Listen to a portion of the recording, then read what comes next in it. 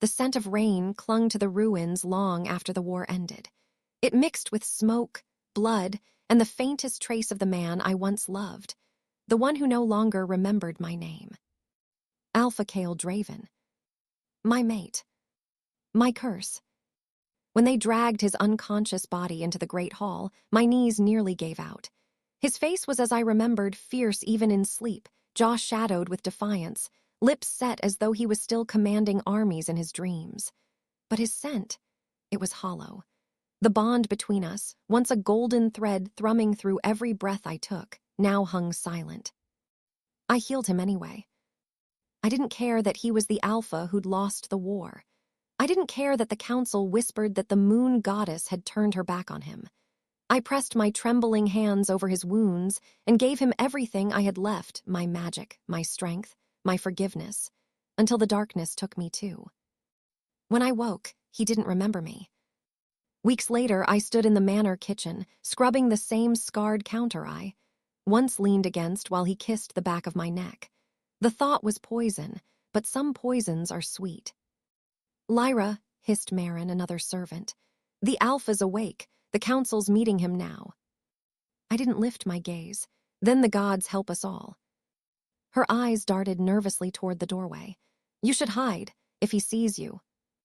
I'm a servant now, I cut in, rinsing my hands. He'll see nothing. But that was a lie. I told myself more than anyone. The great hall smelled of pine resin and old stone. I kept to the edge of the room, silent, carrying a tray of wine for the council. He sat in the center, the man I'd once sworn to protect with my life. Kale looked the same, yet everything about him was wrong. His eyes, once molten gold, now flickered cold amber. The Alpha's aura was there, sharp and commanding, but the part that knew me, the part that called to my soul, was gone. The pack will rebuild, he said, his voice rough, deeper than before. We start with the border patrols. Even now, his authority drew the room taut. Elders leaned in when he spoke. Warriors straightened. I tried not to. But when his gaze swept the hall and landed on me, my heart stopped. He shouldn't have noticed me. He never noticed servants. Yet his eyes lingered, a flicker of recognition, confusion, maybe even pain. My wolf whimpered inside me, tail tucked, torn between wanting to run and wanting to throw herself at his feet. You. The words struck like lightning. I froze. My lord. Have we met? Every instinct screamed yes. You've kissed me under the full moon. You've sworn your life to mine. You've held me while the world burned. But my mouth said, no, Alpha. A lie heavy as sin.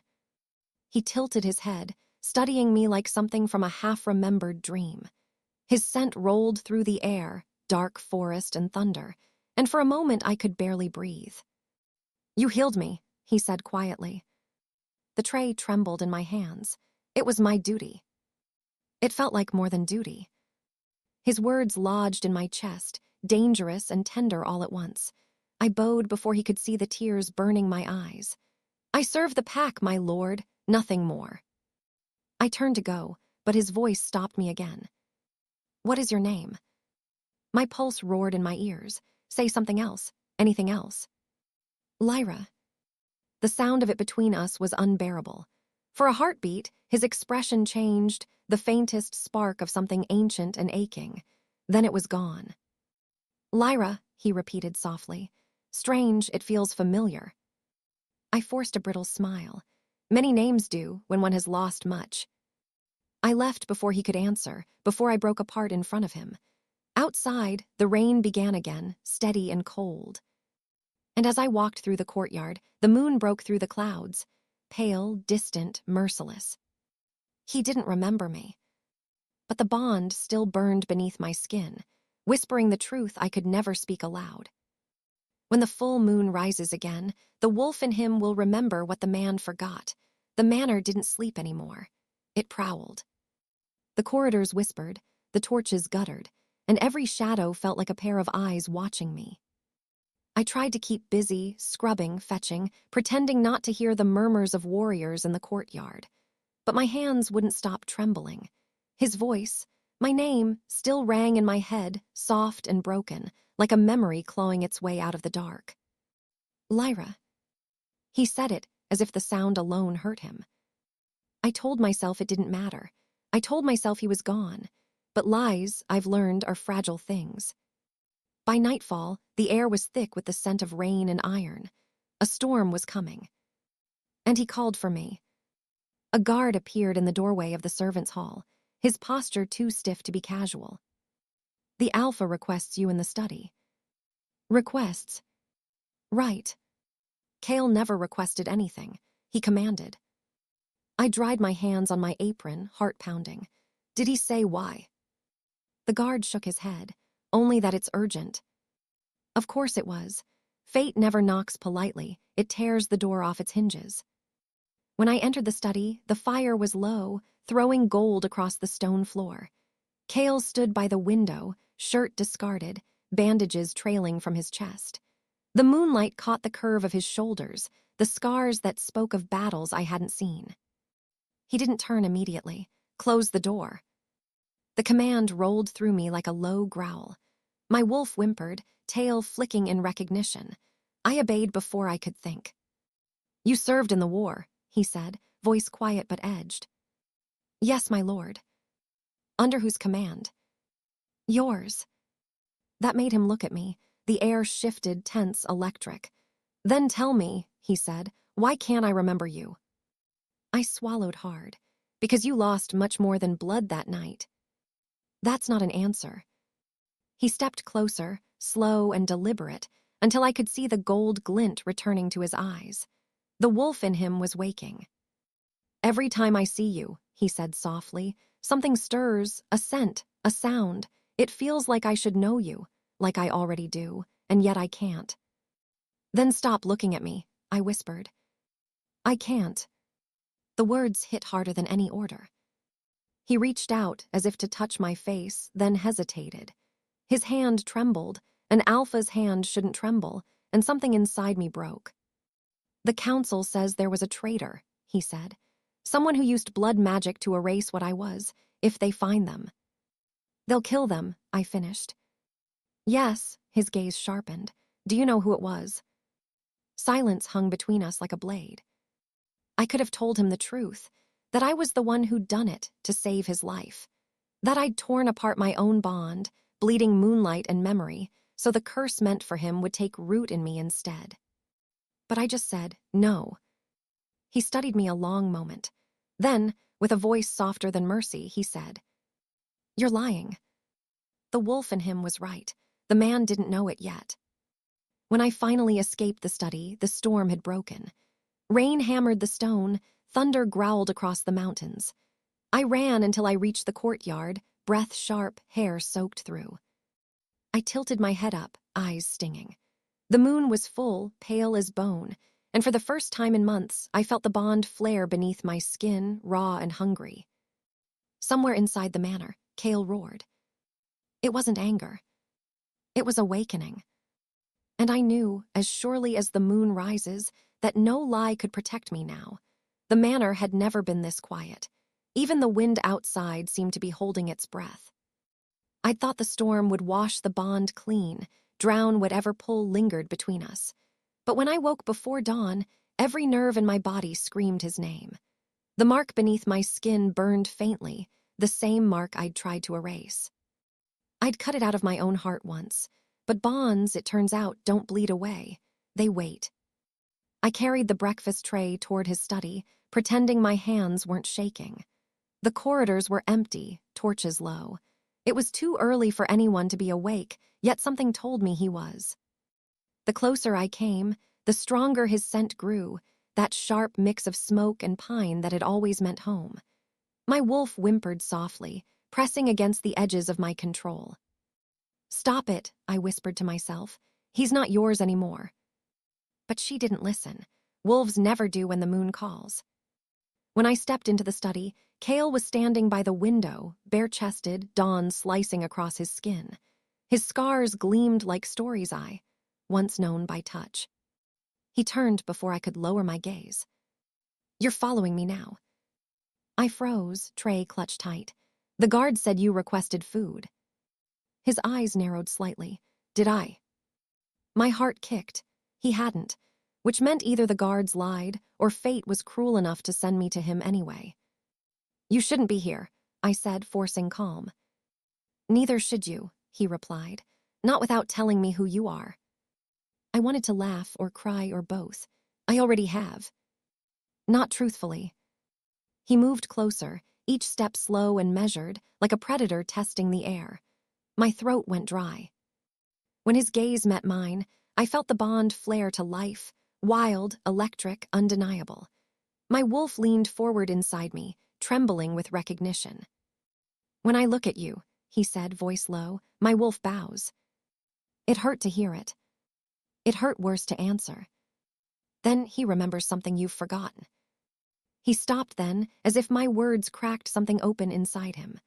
I saw it in the flicker of gold that flashed in his eyes, the wolf pushing against his human shell, clawing toward memory. I wanted to reach for him. I wanted to run. The air between us was suffocating. Every breath was heavy with what we couldn't say.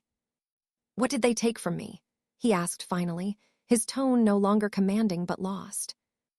I swallowed the truth. The image of that night, his body broken, the blood moon above us as I bound his life to mine and offered my memory in return. More than you'll want back, I whispered. Then I'll take it anyway. His determination terrified me, because it sounded exactly like the man I'd fallen in love with, the man who'd walked into the flames for his pack and come back without his soul. You don't know what that will cost you, I said. I don't care. I couldn't look at him. The room spun. The bond between us was a living thing again, coiled and restless beneath my skin. I could feel him even when I turned away, his heartbeat echoing mine, steady, searching. At the door, I paused. The moon remembers, I said softly, even when you don't. I left before I could see the recognition bloom behind his eyes, before my heart betrayed me and stayed. Outside, the morning was gray and heavy with mist. The storm had ended, but I could still feel its echo, the kind that doesn't fade, just moves inside you. Cale was remembering, slowly, painfully. And when he finally did, I wasn't sure whether he'd love me or destroy me. The forest smelled of rain and pine, thick and heavy under the rising moon. The pack had gathered for the sacred hunt, a test of strength, loyalty, and instinct. Normally, I would have stayed behind, tending the injured, keeping my head down. But the council insisted I accompany the alpha as a healer, in case of accidents. I wanted to refuse. I wanted to hide. But I knew better. The moment I stepped into the moonlight, Cale would find me. He always did. The hunters moved silently, shadows among shadows. Wolves ran at their sides, teeth bared, muscles tensing under the silvered light. Cale led the pack, tall and predatory, every movement radiating authority. I kept my distance, heart thundering in my chest, watching him like I'd never stop. Something in the air shifted. My wolf stirred, recognizing him before my mind could even breathe. His scent, sharp, wild, and raw, struck me like a blade. Stay calm, I whispered to myself. Stay invisible. I wasn't invisible. Cale's gaze swept the tree line, and I felt it slice straight through me. He stopped mid-step, ears flicking, nostrils flaring. My blood ran hot. Lyra, he said, voice low, carrying over the sound of rushing wind and snapping branches. I froze. My wolf yowled inside, desperate to answer, to run to him, to leap into his arms. I clenched my fists at my sides. Do not follow me, I whispered, more to myself than to him. But instinct doesn't obey words. The hunt began in earnest. Predators and prey blurred together under the silver glow. Cale's wolves tore through the underbrush like shadows with teeth. I trailed carefully, treating the wounded when they fell, my senses hyper-aware of him, of the pack, of the tension coiling like steel around us. Every time Cale passed, the bond throbbed through me. It pulled at my chest, whispered of memory and promises I could barely recall, and made my hands ache to reach for him. I glanced up and caught him watching me, jaw tight, golden eyes blazing with unspent fury and something deeper. Desire, recognition, both. My wolf trembled with need. Then the rogue appeared. A flash of movement, a faint hiss of metal in the wind. Kale snarled, spinning toward the threat, and in an instant his wolf surged. But his attention snapped past the prey, directly to me. The bond flared like wildfire. My chest burned as his instincts hit mine full force. He didn't chase the rogue. He came for me. "Stay close," he growled, voice low and fierce. I obeyed, heart hammering, every nerve alight. The rogue ducked behind a tree, smirking, unaware he'd become irrelevant. Kale's wolf had only eyes for me now, and mine for him. The forest seemed to pulse with danger, desire, and instinct. I didn't know which was stronger. But I knew one thing. The hunt had become about more than testing strength. It had become about claiming what had never truly been lost. And as the moon rose higher, silver and merciless, I realized the bond between us would not be ignored. Not tonight, not ever. The forest had grown darker, the moon slicing through the canopy like a blade. Shadows shifted with every step, and the scent of wet earth mixed with fear, blood, and something else. Kale. He was everywhere and nowhere. Every snap of a branch, every rustle of leaves, carried the weight of his presence. My wolf trembled inside me, restless, hungry, keyed to the pull between us. I tried to focus on the injured hunter ahead, pressing my hands to the wound and muttering soft healing charms. But the bond tugged at me like a leash I didn't want to release. His golden eyes had found mine again, and I knew he could feel the same pull, the memory trapped just beneath the surface, clawing its way back. A sharp whistle split the night. The rogue we'd been tracking wasn't alone. Shadows moved fast, weaving through the trees, and I realized too late that we'd walked straight into an ambush. "Get down," I shouted. But Kale had already leapt forward, wolf and man merging into a single force of predatory power. I froze, breath caught. Every fiber of my being screamed to run, but my feet refused. Kale's movements were fluid, impossible to ignore. The rogue lunged, and Kale struck, his growl shaking the branches above us. And then I realized he wasn't just fighting them, he was protecting me. I dropped to the ground instinctively, hiding behind a fallen log as Kale advanced. His eyes flicked toward me for a split second, and my chest constricted. He knew where I was. He would always know. The rogue stumbled back, realizing too late that the alpha's fury was focused solely on him. My wolf surged, almost breaking free as Kale's presence pressed against mine like a living thing. My hands tingled, my heart pounded, and I wanted nothing more than to run to him, to collapse against the heat and strength I'd missed more than I could admit. But I didn't. I couldn't. The fight ended as suddenly as it began. The rogues fled, leaving the forest echoing with heavy breathing and snapping twigs. Kale stood tall, his chest heaving, golden eyes scanning every shadow. And then he found me. "Lyra," he growled, low and soft at the same time. I shivered, not from cold. My wolf pressed against mine, desperate, trembling. "Are you hurt?" he asked. I shook my head, trying to appear calm. "No, my lord." "Stay with me," he commanded, voice firm, irresistible. The bond throbbed like a drum in my chest. I wanted to obey, wanted to collapse into him, to let him feel the same pull I couldn't resist. But fear, the kind born of years of hiding and surviving, held me back. "The moon sees everything," I whispered, almost to myself. "It does," Kale said, closer now, so close I could feel the heat rolling off him. "And it remembers." The wind stirred the leaves, carrying the scent of rain and pine, and us. And I knew, with a certainty that terrified me, that the bond between us would not stay buried. Not tonight. Not ever. The forest had grown silent, almost impossibly so, the kind of silence that made your blood feel too loud in your ears. The pack had retreated after the skirmish, leaving only Kale and me among the misted trees. My wolf trembled in anticipation, restless, desperate, and I felt the same pull against my chest. He was watching me, always watching me, but this time it was different. The hesitation I'd seen in his eyes before had vanished. Every instinct, every muscle, every nerve of him screamed for me. My pulse raced, my breath caught, and I knew he could feel it too. "Lyra," he growled low, stepping closer. I pressed myself against a tree, hands gripping the rough bark, trying to anchor myself. "Kale, you should rest. The pack." "Don't speak," he said, cutting me off with that primal tone that left no room for argument. I swallowed hard. My wolf surged, whining with recognition, longing, and relief. His scent washed over me, wild, dangerous, and utterly his, and I nearly stumbled toward him.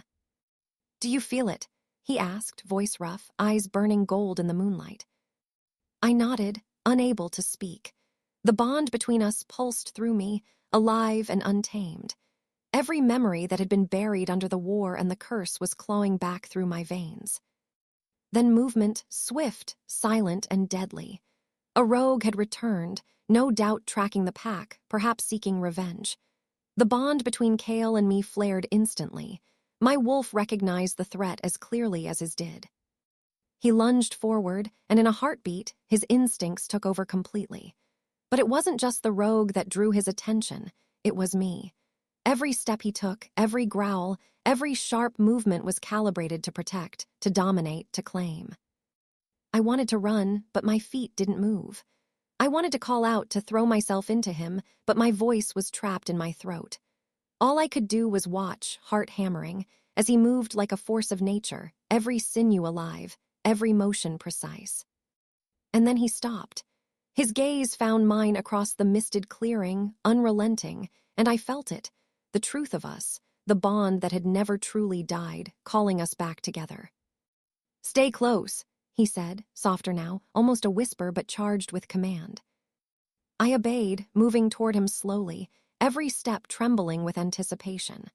My wolf pressed against his in the invisible thread that tied us together, desperate to merge, desperate to be seen. "You're mine," he said, not as a question, but as a declaration, a growl of possession that made the air vibrate. The rogue made one final move, lunging at us from the shadows. Kale reacted instantly, striking, and I realized in that moment that it didn't matter who the enemy was. The only thing he had eyes for was me. I pressed closer, letting my hands brush against him, letting my breath mingle with his. I could feel the bond settling, blazing, real and undeniable. It wasn't just instinct anymore. It was memory, it was claim, it was fire. The rogue fled, disappearing into the darkness, leaving only Kale and me in the forest. And when he finally relaxed, just slightly, I realized how close I had come to losing control, and how much I wanted to give in. The forest was silent again, but now the silence was different. It was heavy with promise, with danger, and with something ancient and unbreakable that belonged to both of us. For the first time in months, I didn't want to run. The alpha who had once ignored me, or perhaps forgotten me, was no longer just a stranger. He had remembered. Not everything, not yet, but enough to know. "Kale," Elder Corin called, voice tight. "The council demands a full report. Who led the hunt? Who survived?" Kale turned, and his golden gaze caught mine. That magnetic, impossible pull coiled tight around my chest. I swallowed hard, trying to steady my voice. "I led it," he said simply, and the words carried authority that no council member could ignore. "The rogue fled. No alpha or healer was harmed." The council muttered among themselves, but I noticed the way Kale's eyes stayed on me, unwavering. Not accusatory, not angry, protective, possessive. "Lyra," he said quietly, so only I could hear. I froze. My heart stuttered, caught between fear and longing. "Yes, my lord." "You stayed close. Good." A shiver ran down my spine. That simple acknowledgement, almost casual to him, meant the world to me. My wolf stirred inside, whimpering softly, desperate to press closer, to merge with his presence. The council continued their interrogation, questioning Kale about strategy, pack safety, and loyalty. I could feel him growing restless, the tension in his body rising, and I realized how vulnerable the alpha had become when separated from me. "Kale," Elder Corin said finally, voice sharp, "what of the healer who accompanied you? How do we know she acted only in your interest?" All eyes turned to me. My stomach tightened. I wanted to shrink away, to vanish, but the bond thrummed inside me. Kale's golden gaze locked onto mine, steady and commanding. She acted for the pack, he said, voice like steel. And for me, nothing more, nothing less, she is my Luna. The hall froze. My breath caught. I whispered, disbelief warring with hope. Yes, he said, moving closer, each step deliberate, the pack parting instinctively as if we were the only two that mattered. The bond never died, Lyra, not for a second. I might have forgotten with my mind, but my wolf in my soul never did. I couldn't look away. My chest burned, my hands shook, and for the first time I let my wolf surge fully toward him, trembling under the pull of his presence. Kale, I began, voice quivering. Do not speak yet, he said softly, eyes blazing gold. Not until the pack understands, but know this, I will not lose you again. Not to memory, not to fear, not to anything. The council murmured uneasily, but I didn't hear them. I couldn't. My entire world narrowed to the alpha in front of me, the bond thrumming between us, unbroken and undeniable. The moon had remembered, and now so had he. The forest was quiet, almost reverent, as if even the trees waited for what was about to unfold. Kale and I stood a few paces apart, the moon high above, silver light bathing us both. His golden eyes fixed on me, unwavering, and I could feel my wolf thrumming under my skin, matching the rhythm of his. I'd tried to prepare for this moment, tried to steel myself against the truth, but nothing could make it less terrifying. Lyra, he said, voice low, steady, and full of a power I'd never felt before, tell me everything. No lies, no hiding. I swallowed hard. My hands trembled, but I forced myself to meet his gaze. Kale, after the battle, I began. They wanted you dead, I couldn't. I know, he said softly, stepping closer, wolf coiling inside him, brushing against mine. I feel it. Even now I feel it. You saved me. I blinked back tears. I had to, but the cost, my voice faltered. They erased your memories, they cursed you. I hesitated, heart hammering. I bound part of my own life to protect you, my memory, my bond, so you would survive. Silence stretched. My wolf whimpered inside, anxious, restless. Kale's gaze didn't waver. You did what? His voice rose slightly, tinged with shock and awe. I lost myself so you could live, I admitted, voice breaking. So you wouldn't have to carry the curse. So your wolf, so you wouldn't lose everything. The wind stirred around us, rustling the leaves like the universe itself was holding its breath. Kale's chest rose and fell, his golden eyes glowing, the alpha and the mate in him both struggling to understand. Lyra, you... He closed the distance between us, and I felt the heat of his presence like a storm rolling over me. You risked yourself for me, for me. I nodded, unable to speak. My wolf surged, pressing against him, desperate, trembling with recognition. Do you know what this means? He whispered, voice almost breaking. You are bound to me, my bond, my Luna. You were never gone, not for a second. My mind may have forgotten, but my wolf in my soul never did. Tears spilled freely. I stepped closer, letting my hands brush against him, feeling the pull of everything that had always been ours. I was so afraid, I admitted. Afraid you'd never remember, afraid I'd not find you, he finished, voice low, fierce, and tender all at once. Lyra, I'm here. I remember, I feel everything now, and I will never let anything take you from me again. The bond between us flared fully, wild and unbroken, surging like a river breaking through a dam. My wolf pressed fully into his, trembling, coiling, merging with his presence in a way that made my heart ache with longing and relief. I took a deep breath, shivering under the weight of what we'd survived, the lies we'd both carried, and the bond that had refused to die. Kale, it's us, I whispered, always us. He smiled, fierce and tender, and for the first time in months I felt safe.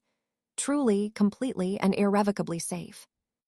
The moon rose high above, silver and watchful, and for the first time I let myself believe that the bond, the love, and the pack had all survived the war. We had survived, together. The council chambers were tense, silent except for the crackle of the fire. Every elder, every warrior watched us, but I didn't care. All I could feel was Kale, every inch of him, every heartbeat, every surge of the bond we shared. He stood beside me now, tall and unyielding, the alpha not just of the pack, but of my life. The memories were back, the bond blazing bright, and I could feel the wolf in him pressing against mine like it had always belonged. The bond has never been broken, Kale said, voice calm but unflinching. Lyra is mine, my Luna. Our bond is as it always was, and it will not be denied. A murmur ran through the council, but Kale didn't falter. He didn't need to. The pack followed his lead. I stepped closer, hand brushing against his. The warmth, the weight of him grounded me. My wolf purred softly inside, content, safe, whole. We've survived much, I whispered. The war, the curse, the lies, but we're still here, together. Kale's eyes softened, golden light shining even in the firelit room. And we will remain. Nothing can undo what is ours. Not memory, not magic, not time. The elders hesitated, then bowed. Even the council accepted it. This bond, tested and tried, had endured. Later, outside in the quiet courtyard, the moon rose silver and full, reflecting on Kale's hair, his eyes, his expression. He reached for me, gently, carefully, and I let myself fall into him. Lyra, he murmured, voice low, almost a growl of relief. You're here, always, and I'm never letting you go again. I smiled, letting the weight of months of fear, pain, and separation slide off my shoulders. Never, I said. We stood there. Under the full moon, wolves silent but our bond alive and roaring. The pack circled us, protective, loyal, but even they could sense it. The alpha and his Luna were finally whole. The moon remembers, I whispered softly. And so do we, Kale replied. I leaned against him, feeling the fire in his chest against mine, the pulse of the bond steady and strong. My wolf pressed against his, purring with contentment. The past was behind us. The future stretched ahead, bright with promise. We had survived war, curse, and memory loss. And now, finally, we were free to be what we had always been, mate, partner, bound by love, by wolf, and by the moon. The night was quiet. The pack slept. The stars shone. And we stood together, unbroken, unstoppable, and finally home. The forest was quiet, bathed in the soft glow of the full moon. I leaned against Kale, feeling the steady warmth of him beneath my hand, the steady heartbeat that matched mine. The pack slept around us, a living shield of loyalty and protection, but all I could feel was him, my alpha, my bond, my home. Kale's golden eyes found mine, soft and tender for the first time in months. You've been through so much, he murmured, brushing a strand of hair from my face. But you never let go, not once. I smiled, wolf and heart both humming in unison. I never could. You're mine, Kale, always. He pressed his forehead to mine, and I could feel the bond flaring bright beneath our skin, alive, unbroken, unshakable. And you are mine, he whispered, voice low, deep, full of everything unspoken. The wind stirred, carrying the scent of rain and pine, and I pressed closer, knowing that no curse, no war, no memory lost could ever undo what was ours. The moon watched, silent and approving as we stood together, bound by love, by wolf, and by fate. And somewhere deep inside, I knew the future was waiting, bright, wild, and ours to claim. We had survived everything, and now, finally, we were free. Under the moonlight, we were home,